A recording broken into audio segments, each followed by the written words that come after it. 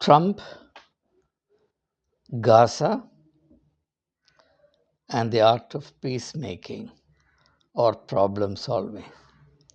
Welcome, Swagatham, Vanakkam. I've taken my time to reflect and reflect deeply on the seemingly outlandish, irrational, objectionable, lumpen, or should I say Trumpen, solution that President Donald Trump has proposed for the Gaza or Israel Palestine issue. Now, even before I get into what I have to say on the matter, I have to make an appeal. The appeal is as follows: please hear me out. Particularly, I make this appeal to my Muslim friends. Whether one is a Muslim or a Christian or a Hindu, Indian or American or African or European, the problem with the contemporary man is extreme intellectual insecurity. People get very flustered when they come across something which is radically different from what they maintain, completely overlooking the fact that throughout history, real beneficial changes have come through opinions that are radically different from what is entertained by the status quo. The logic of this must be understood. The status quo, that is, the situation or the scheme of things as it exists now, has some serious problems. That is why people feel suffocated within it. In fact, the present scheme of things have proved itself to be unsustainable. That is when the need, in fact, the craving for a radical reformation, radical improvement of the status quo is felt by people. At the same time, the perverse logic of human nature comes into play at that stage. Change is the only direction of hope. We can entertain hope vis-a-vis the status quo, vis-a-vis the situation as it exists now, only because there is a prospect of change. If we don't admit the possibility and the desirability of change, all that we can posit, all that we can assume, is the complete, irresistible, unhindered continuation of the present miserable state. The contradiction in human nature is that on the one hand we desire improvement, and on the other hand, at the same time, we also criminalize and resist change. For the life of me, I cannot understand how a situation can be improved without changing it. And the more radical the changes, the greater are the beneficial consequences. So this logic must be understood. And because it is not understood, when someone thinks freely without any hang-ups or partisan loyalties, one could antagonize everyone. This has been my experience for the last half a century, but that will not prevent me from discharging my duties. I suppose that much is enough by way of a preface. So, as far as the Palestine question is concerned, this irredeemable, unsolvable issue that remains like a festering sore on the neck, not just of the Palestinians in this region, but also of the Jews. If there are two neighbors, either both of them live in peace or both live in mutual conflict. The latter option is equally bad for both. Even if one of the two neighbors is considerably stronger than the other, the fact remains that that mighty neighbor also is not able to live in peace. For example, if you look at the border between Israel and Jordan, Israel and Lebanon, about 60,000 Jews had to be moved out of the frontier just because Hezbollah was in a position to fire a few rockets. Surely Hezbollah has been now defanged or decapitated. That's not as much of a threat as it used to be or as it was famed to be. But that's not necessary. You don't need almighty military force to keep an entire population unsettled. You only need to fire a rocket or two, a missile or two now and then to keep 60,000, 70,000, 80,000 people in a state of terror. That's why I'm saying either both parties live in peace together in harmony, mutual trust, mutual respect, recognizing each other's right to survival, or both live in terror, both live harassed, and both create their own hells. So, the history of this region, particularly from 1948, August of 1948, is clear enough that these two people groups, the Jews and the Palestinians, cannot live peaceably together. I dealt with this issue in one of the earlier videos shared with you, maybe 14 or 15 months ago, saying that two nation theory is not viable for the reasons I mentioned in that video. I don't believe in repeating myself, therefore, I will not recapitulate what I said 14 months ago. Now, I'm saying this much in order to come to what seems to be a completely an outrageous suggestion by President Donald Trump. As would have been obvious to everyone by now, I'm not a Trump admirer. I don't ever see myself becoming one. And I'm totally convinced that as a Christian, he's an embarrassment.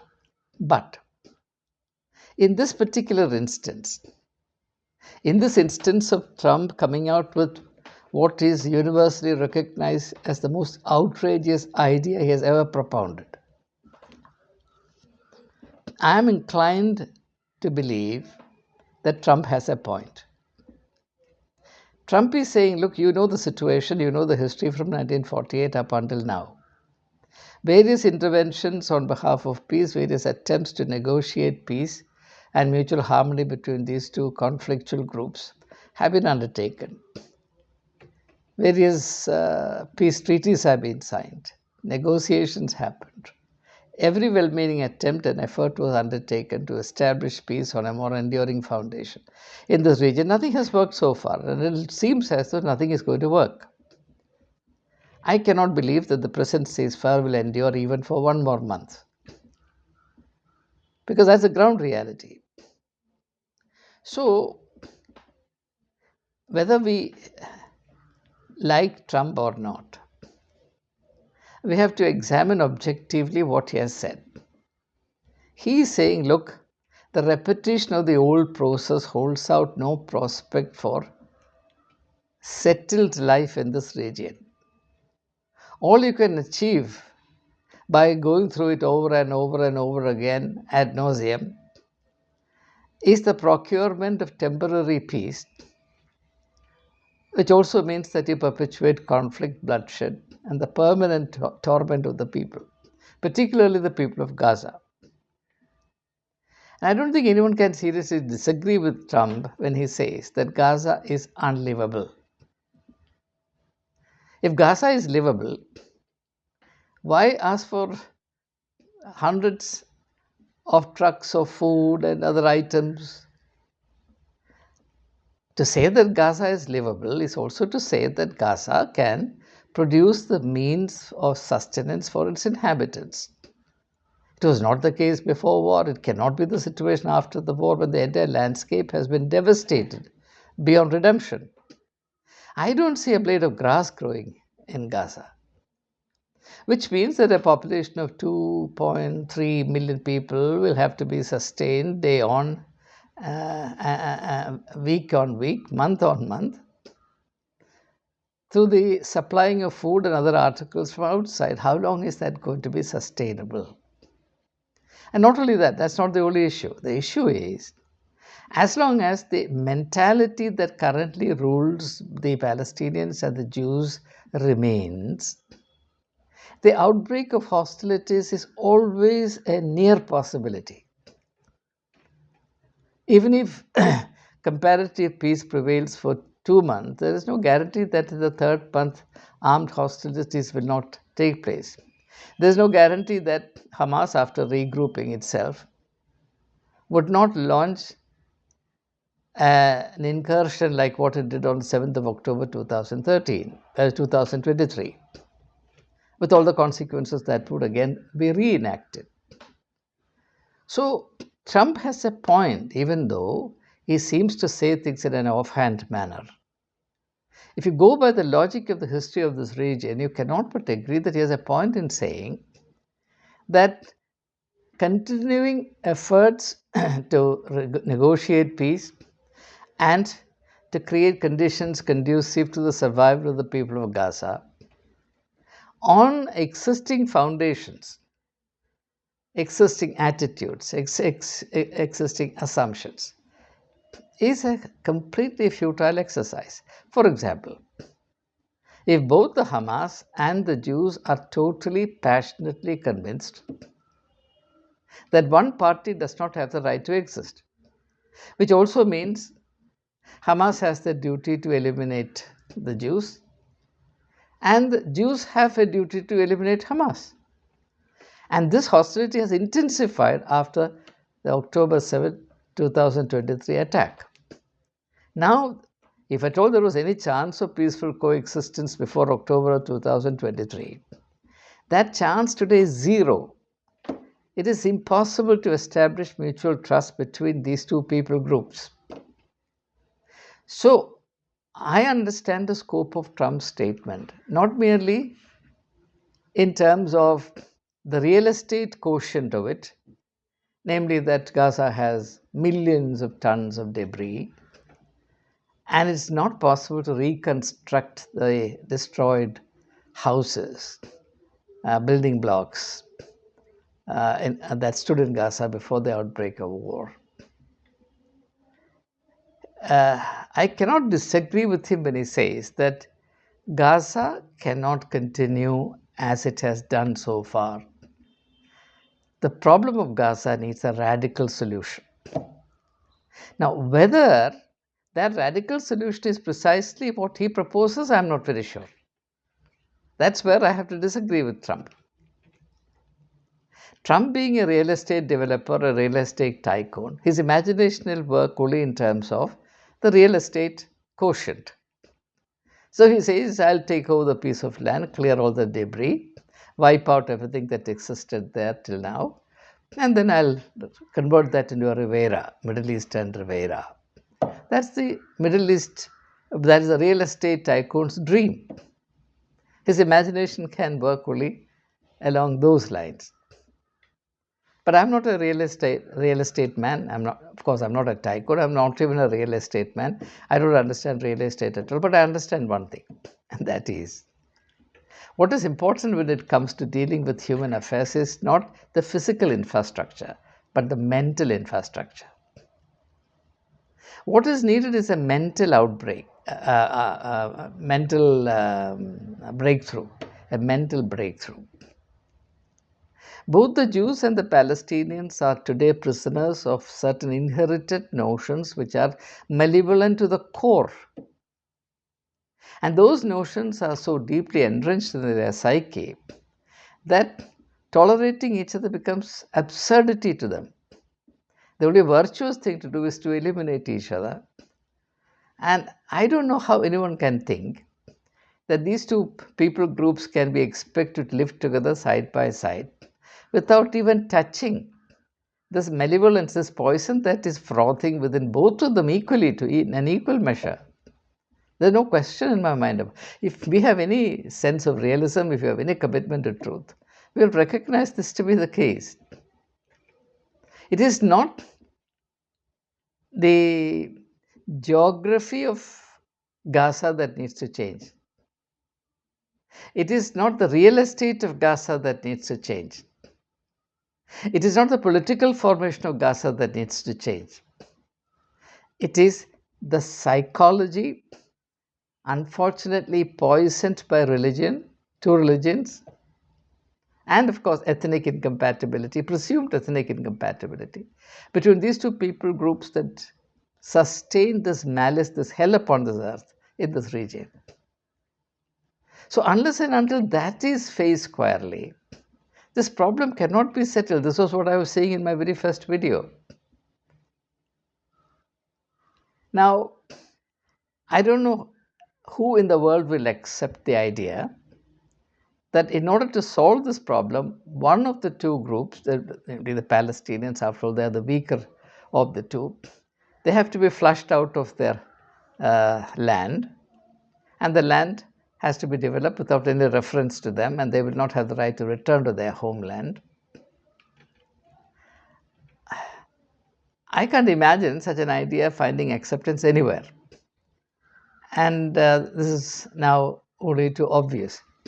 Every reaction that has come, except the reaction from Israel, every reaction from global leaders, including the allies of America, has expressed serious reservations about this idea of uprooting Palestinians from Gaza in order to create a permanent solution. In that case, the question should also be raised, if we are absolutely impartial, why not unsettle the Jews? Why not resettle them somewhere else? Maybe this was the idea I was mooting in my previous video. Why not buy a territory, a region 5 times the size of the present Israel? In Canada, Canada has plenty of land. America too has plenty of land. Create a Jewish state. That could be a solution. Why only the Palestinians? So, whether it is the idea of sending out Palestinians from Gaza or Jews from Israel, both are equally repugnant. So, that idea will have to be a non starter. Then that leaves us only with one particular solution. And that solution is there has to be a radical change in the outlook of both Palestinians and Jews. It is here that I want to bring in the thinking of Jesus Christ.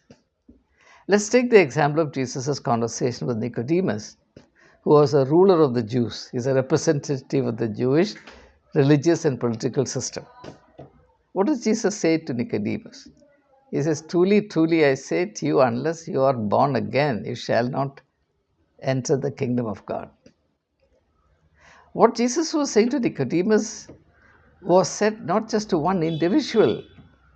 He was addressing those words to the entire system, an entire way of life, an entire worldview.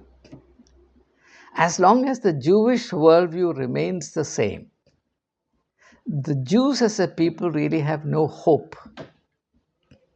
And that is also writ large over the history of the Jewish people.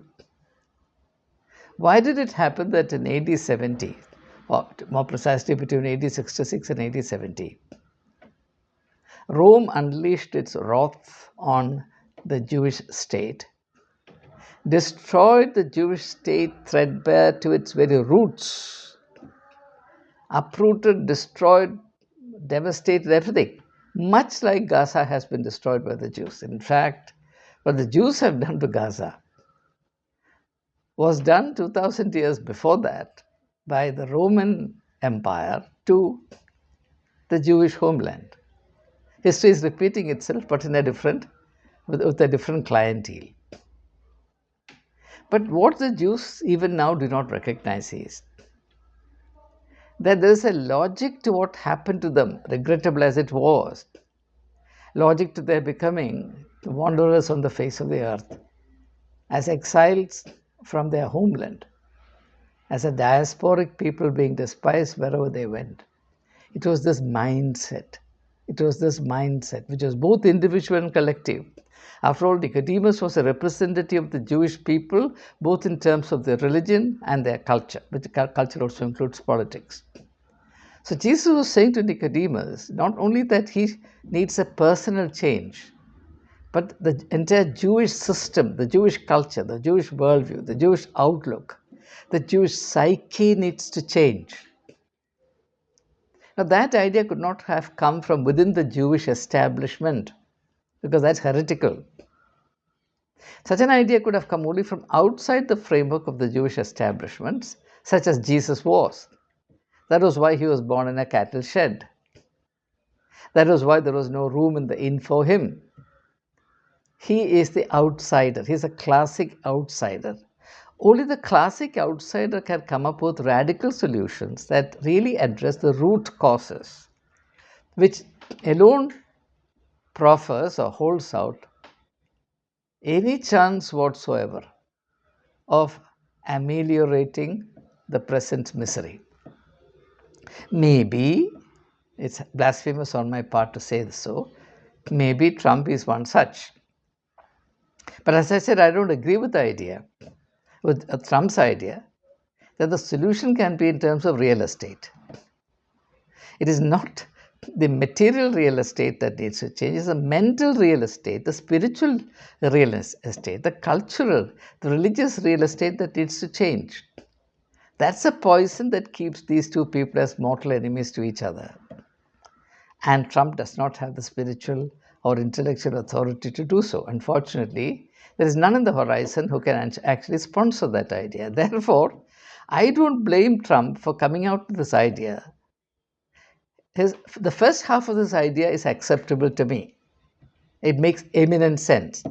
And that first half of the idea must be restated as simply as I can in order to avoid misunderstanding. The first half of his idea is that this way you will never find a solution to the Palestinian question. And this way also includes the two-nation solution. It will not work, it cannot work. So something different, something other than what you have tried so far, something radically different to all that you have tried so far, tried and failed, needs now to be tried. And from Trump's point of view, the only solution is via real estate. That need not be the way forward. So the second half of his idea I don't accept. I have my take, which is different from his. The solution will never be real estate. The solution will be a radical change. Both the Jews and the Palestinians have to be born again. But sad to say, there is no Jesus Christ on the horizon who can challenge and enable the two warring factions to undergo this ritualistic process of dying to themselves and being reborn as a free people, free to accept each other, free to love one another, free to respect and value each other, free therefore also to cohabit in harmony. It is not a geographic dislocation that is required. It's a mental change that is required. But of course, the old question, who will bell the cat? Surely, I'm nobody to bell the cat. Sadly, tragically, there is none else on the horizon. Therefore, even though my mind trembles to think of it, and my tongue cleaves to my throat as I say this, as far as I'm concerned, the resumption of hostilities is inevitable. The present eerie peace, which is anything but peace, cannot last. Short of a radical reform of people's psychology, culture, outlook, worldview, mutual perceptions, there is no shortcut to peace in this region. And maybe both the Jews and the Palestinians will take a great deal more of suffering, perhaps greater suffering than we have witnessed so far. Suffering not only of the people of Gaza, but suffering also of the people of Israel. A great deal more of suffering may be required to open their minds, that they may see the truth, that unless and until they are born again, in this larger cultural cosmic sense, they shall not know peace, and this region will know no health or peaceful way of living. Well, let's wait and see. So, I will not ridicule Trump, nor will I doff my hat to him. His intuition is right 50%, but his remedy is wrong 100%. And that's the paradox that Trump is. Well, all the very best to him and to the people of America. Long live America.